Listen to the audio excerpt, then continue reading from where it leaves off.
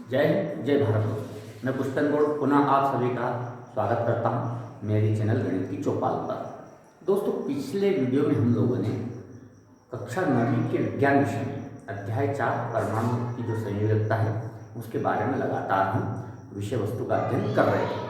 आज की जो हमारी विषय वस्तु है वो है संयोजकता, परमाणु संख्या, परमाणु द्रव्यमान और समस्थानिक एवं समस्थानिक।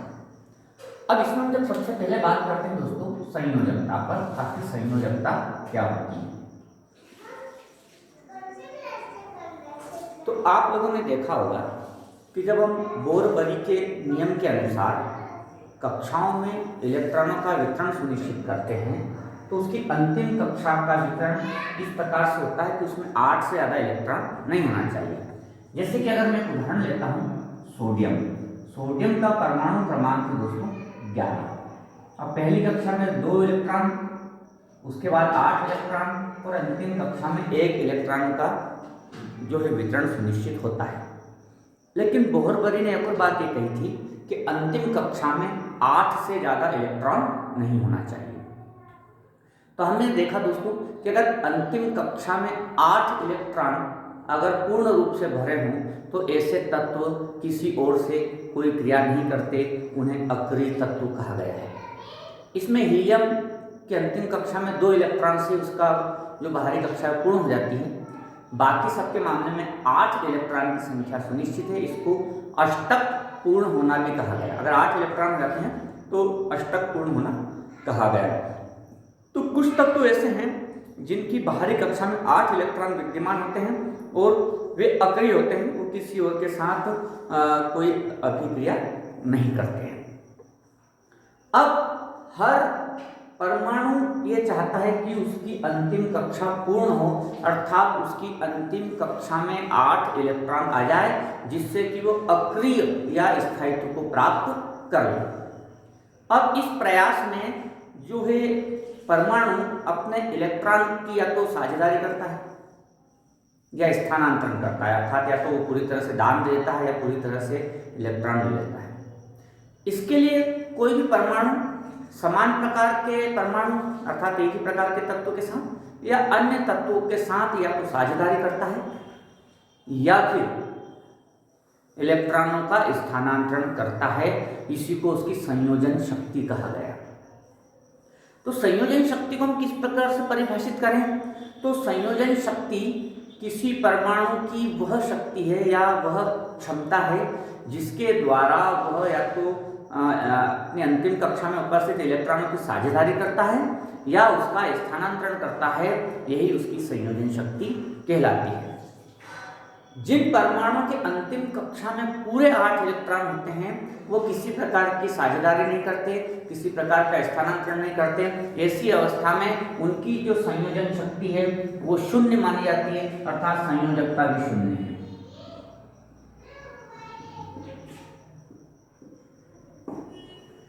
अब ऐसे परमाणु जिनकी अंतिम कक्षा में 8 इलेक्ट्रॉन नहीं है बल्कि कम है, उदाहरण के लिए क्लोरीन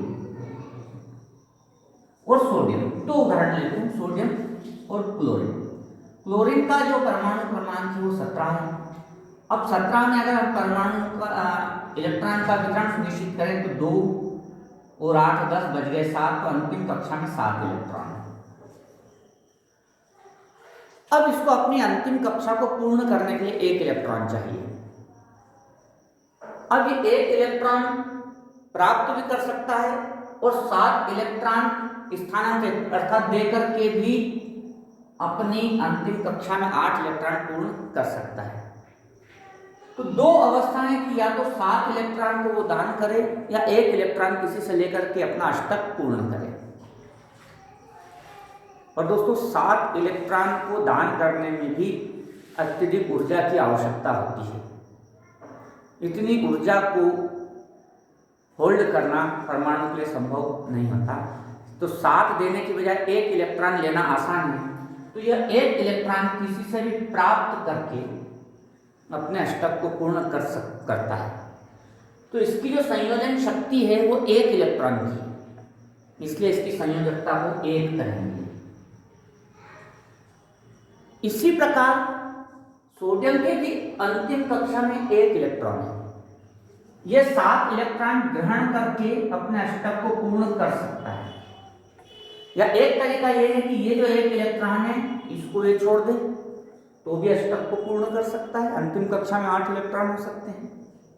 अब यहाँ पर उल्टा मामला है कि 7 इलेक्ट्रॉन लेना और 1 इलेक्ट्रॉन छोड़ना। तो यहाँ पर 1 इलेक्ट्रॉन छोड़ना ज़्यादा आसान है। 1 इलेक्ट्रॉन छोड़ना ज़्यादा आसान है, तो ये 1 इलेक्ट्रॉन को छोड़ना ज़्यादा पसंद करता है। और इस प्रकार से जब 1 इलेक्ट्रॉन को अगर छोड़ देता है तो अंतिम कक्षा ये हो जाती है दूसरे नंबर की और अष्टक पूर्ण हो जाता है। ये छोड़ा गया इलेक्ट्रॉन वो ग्रहण कर लेगा जिसको जरूरत है। तो इस प्रकार से आयन भी समझ में आता है, जो हम पिछली कक्षा में पढ़ चुके थे कि जब इसने 1 इलेक्ट्रॉन छोड़ दिया तो ये धन आयन हो गया, तो उसने 1 इलेक्ट्रॉन छोड़ दिया तो ले लिया तो ये ऋण आयन हो गया।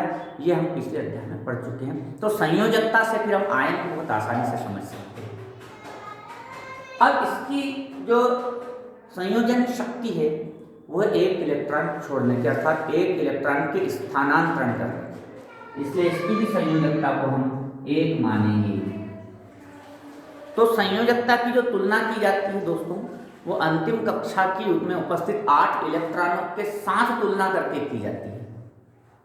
तो अगर अंतिम कक्षा में 1 इलेक्ट्रॉन है तो 1 इलेक्ट्रॉन छोड़ सकता है तो उसकी संयोजकता 1 है, 2 है तो 2, 3 है तो 3 संयोजकता, 4 है तो 4 संयोजकता, जैसे कि कार्बन में है। लेकिन अगर अंतिम कक्षा में 5 इलेक्ट्रॉन है तो फिर 8 में से घटाकर, अब 8 में से 5 को घटाया तो कितने बचे? 3 इलेक्ट्रॉन, क्योंकि वो 3 इलेक्ट्रॉन ले सकता है 5 को छोड़ने की बजाय, इसलिए उसकी संयोजन शक्ति 3 होगी। अगर अंतिम कक्षा में 6 इलेक्ट्रॉन है तो 8 से कितना कम पड़ रहा है? 2 इलेक्ट्रॉन, तो उसकी संयोजन शक्ति 2 होगी। इस प्रकार से संयोजन शक्ति के आधार पर संयोजकता निर्धारित होती है। तो संयोजन शक्ति का सीधा सा तात्पर्य है कि कोई इलेक्ट्रॉन की वह क्षमता जिसमें कोई परमाणु की वह क्षमता जिसमें परमाणु कितने इलेक्ट्रॉनों की साझेदारी कर सकता है या स्थानांतरण कर सकता है, वह उसकी संयोजन शक्ति कहलाती है। और जितने इलेक्ट्रॉनों का स्थानांतरण या साझेदारी हो सकती है वह उसकी संयोजकता कहलाती है। और संयोजकता का निर्धारण अंतिम कक्षा में उपस्थित इलेक्ट्रॉनों की संख्या के आधार पर होता है। अगर अंतिम कक्षा में 1 इलेक्ट्रॉन है तो संयोजन शक्ति 1, 2 इलेक्ट्रॉन है तो संयोजन शक्ति 2, 3 इलेक्ट्रॉन है तो संयोजन शक्ति 3 और 4 इलेक्ट्रॉन है तो संयोजन शक्ति 4। जैसे हम 4 से ऊपर जाते हैं, जैसे मान लो अंतिम कक्षा में 5 इलेक्ट्रॉन है तो फिर 8 में कितना कम पड़ रहा है?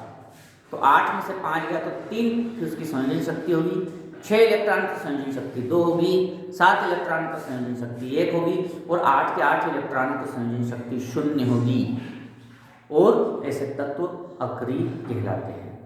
तो इन चीज़ों के आधार पर हम किसी परमाणु की संयोजन शक्ति का निर्धारण कर सकते हैं। अब संयोजकता को हमने पढ़ा कि अंतिम कक्षा में कितने इलेक्ट्रॉन होते हैं। उसके पहले हमने इलेक्ट्रॉनिक विन्यास को पढ़ा कि पहली कक्षा में 2 इलेक्ट्रॉन, दूसरे में इतना, तीसरे में इतना। लेकिन ये सब चीज़ आती है परमाणु संख्या से। आखिर परमाणु संख्या क्या है?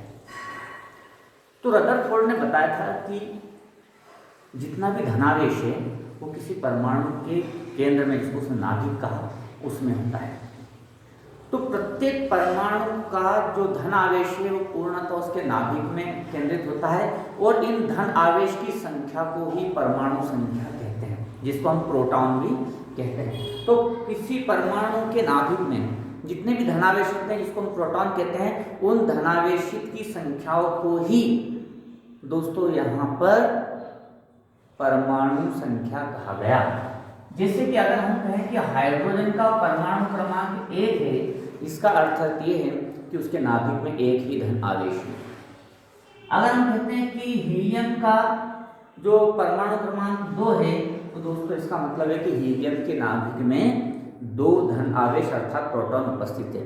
तो जितने धन आवेश या प्रोटॉन किसी परमाणु के नाभिक में उपस्थित होते हैं, उसी के आधार पर उसकी परमाणु संख्या होती है। जैसे हमने इसके पहले कहा था कि सोडियम का परमाणु क्रमांक है 11 अर्थात इसके नाभिक में 11 धनावेश हैं और जितने धनावेश होते हैं उतने ही ऋणावेश होते हैं, तो वो संतुलन की अवस्था बनाने के लिए। तो धनावेश की संख्या, और इस परमाणु संख्या को दोस्तों Z से दर्शाया जाता है।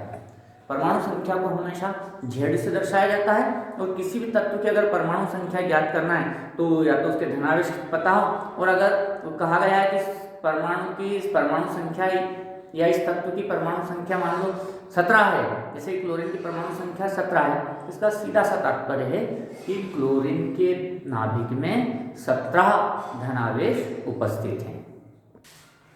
अब इसके बाद अगली जो विषय वस्तु आती है दोस्तों, वो है द्रव्यमान संख्या। द्रव्यमान संख्या क्या है? तो हम किसी भी परमाणु के अध्ययन के बाद इस निष्कर्ष पर पहुंचे कि किसी भी परमाणु का जो संपूर्ण द्रव्यमान है वो उसके नाभिक में उपस्थित प्रोटॉन और न्यूट्रॉन की संख्या पर निर्भर करता है। और रदरफोर्ड ने ये बताया था कि किसी भी परमाणु का संपूर्ण द्रव्यमान उसके नाभिक में केंद्रित होता है, अर्थात नाभिक ही उस संपूर्ण परमाणु का द्रव्यमान है। तो नाभिक में दो चीजें होती है दोस्तों, जिसको अपन न्यूक्लियस भी कहते हैं। तो प्रोटॉन होता है और एक होता है न्यूट्रॉन। अब प्रोटॉन और न्यूट्रॉन दोनों ही न्यूक्लियस अर्थात नाभिक में रहते हैं, तो इन दोनों को मिलाकर के न्यूक्लियन भी कहा गया है।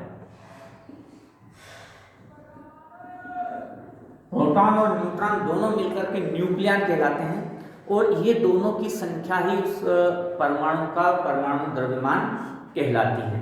जैसे कि अगर हम बात करें कि ऑक्सीजन का परमाणु द्रव्यमान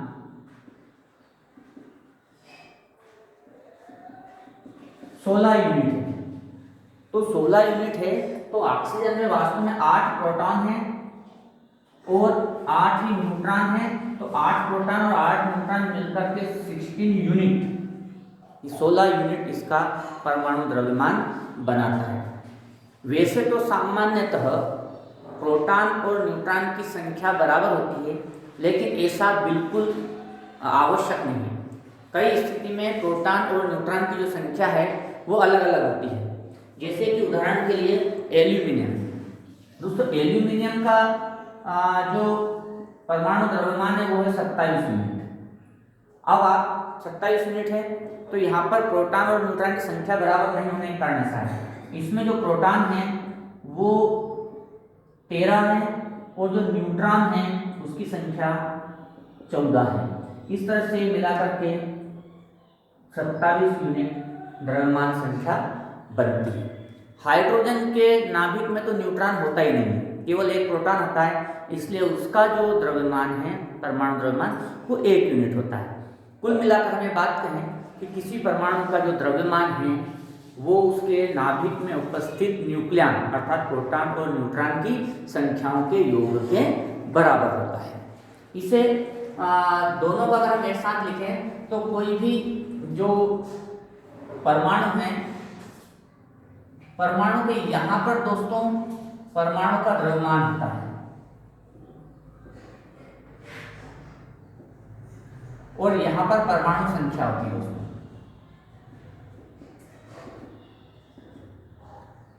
अर्थात अगर आपसे कहा जाए कि ये एल्यूमिनियम है और यहाँ पर 27 लिखा है और यहाँ पर 13 लिखा है, तो इसका मतलब है ये इसका परमाणु द्रव्यमान है और ये इसकी परमाणु संख्या है। अगर मान लो ये ऑक्सीजन है और यहाँ पर अगर 16 लिखा है और यहाँ पर 8 लिखा है, तो ये तो परमाणु का नाम है, इसके बाद तत्व का नाम है और ये इसकी परमाणु द्रव्यमान है और ये परमाणु संख्या है। तो इस प्रकार से संकेत के रूप में दोनों चीजों को एक साथ लिखा जाता है। अब दोस्तों हमारी जो अगली विषय वस्तु है वो है समस्थानिक। आखिर समस्थानिक क्या है? तो प्रकृति में कुछ पदार्थों की पहचान इस प्रकार से की गई है, कुछ तत्वों की पहचान इस प्रकार से की गई है कि उनका परमाणु क्रमांक तो समान है लेकिन परमाणु द्रव्यमान भिन्न भिन्न है। उदाहरण के तौर पर हाइड्रोजन के 3 प्रकार इस प्रकार से पाए गए कि उनके नाभिक में प्रोटॉन की संख्या तो समान है, लेकिन उनके परमाणु द्रव्यमान अलग अलग है। अब परमाणु संख्या, ये वाला हाइड्रोजन, ये वाला हाइड्रोजन, ये वाला हाइड्रोजन, इसमें परमाणु संख्या तो समान है, लेकिन जो द्रव्यमान इसका 1 है, इसका 2 है, इसका 3 है। तो इनको नाम भी अलग अलग दिए गए। प्रोटियम, जिसमें परमाणु संख्या 1 है, द्रव्यमान संख्या 1 है। ड्यूटेरियम, परमाणु संख्या 1 है लेकिन द्रव्यमान संख्या 2 है।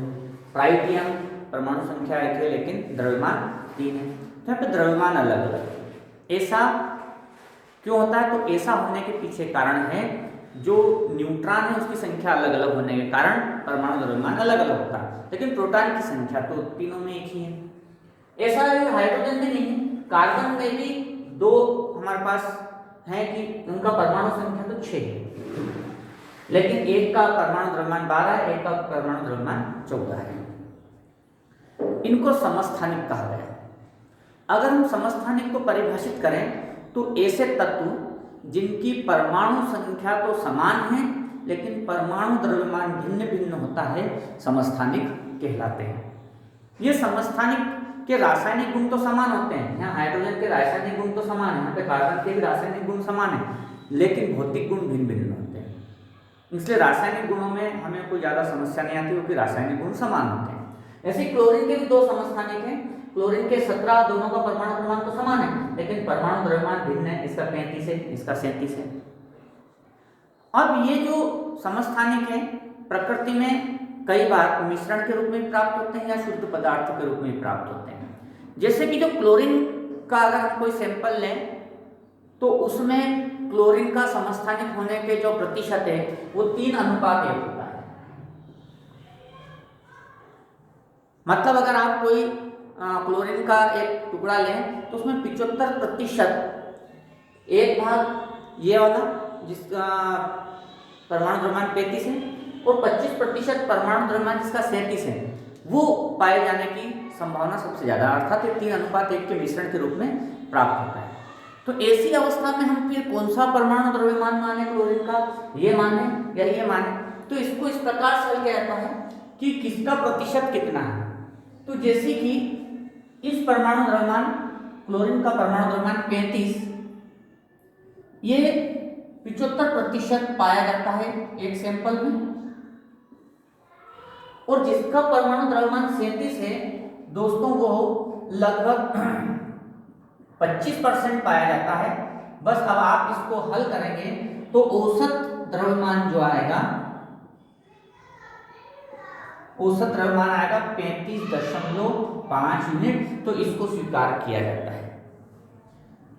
तो यहाँ पर प्रकृति में अगर हम क्लोरीन का एक कोई सा टुकड़ा लें, कोई सा भाग लें, तो उसमें 35 द्रव्यमान संख्या वाला क्लोरीन का पाए जाने की संभावना 75% है और 37 द्रव्यमान संख्या वाले क्लोरीन के पाए जाने की संख्या 25% है, अर्थात 3:1 में यह पाया जाता है।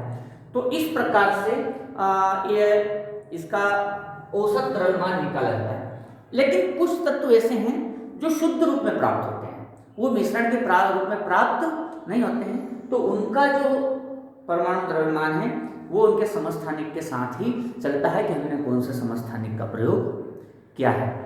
अब प्रकृति में उल्टा भी होता है कि कुछ तत्व ऐसे भी पाए गए हैं दोस्तों जिनका परमाणु द्रव्यमान समान है लेकिन परमाणु क्रमांक अलग है। यहाँ पर परमाणु क्रमांक समान था और परमाणु द्रव्यमान भिन्न था। अब प्रकृति में कुछ पदार्थ ऐसे भी हैं जिनका परमाणु द्रव्यमान समान है लेकिन परमाणु संख्या भिन्न। आइए देखते हैं उदाहरण के तौर पर। उदाहरण के तौर पर कैल्शियम और आर्गन, इनकी परमाणु संख्या भिन्न है। कैल्शियम की 20 है, आर्गन की 20 है, लेकिन दोस्तों इनका परमाणु द्रव्यमान समान है। परमाणु द्रव्यमान समान क्यों है? क्योंकि इनमें न्यूक्लियॉन्स अर्थात न्यूट्रॉनों की संख्या के कारण ऐसा हुआ। तो कैल्शियम और आर्गन ऐसे हैं जिनका परमाणु क्रमांक तो भिन्न है लेकिन परमाणु द्रव्यमान समान है, इसलिए इनको समभारिक कहा गया। और समस्थानिक में परमाणु संख्या समान होती है, द्रव्यमान भिन्न होता है। इसमें परमाणु संख्या अलग अलग होती है, परमाणु द्रव्यमान समान होता है। ऐसे तत्वों को हम समभारिक तत्व कहते हैं। तो इस प्रकार से दोस्तों हमारा यह अध्याय यहाँ पर पूर्ण होता है। आप मेरे चैनल को जरूर सब्सक्राइब कीजिए ताकि आपको सारे वीडियो मिलते रहें। और कक्षा 9वीं का जो विज्ञान विषय का रसायन वाला भाग है वो भी आज हमारा पूर्ण होता है। इस प्रकार से मैंने आपको चारों अध्याय रसायन के कक्षा 9वीं के पढ़ा चुका हूँ और आज हमारा यहाँ पर अंतिम अध्याय भी समाप्त होता है। अब अगले वीडियो में हम नए विषय वस्तु के साथ उपस्थित होंगे। तब तक के लिए जय हिंद, जय भारत।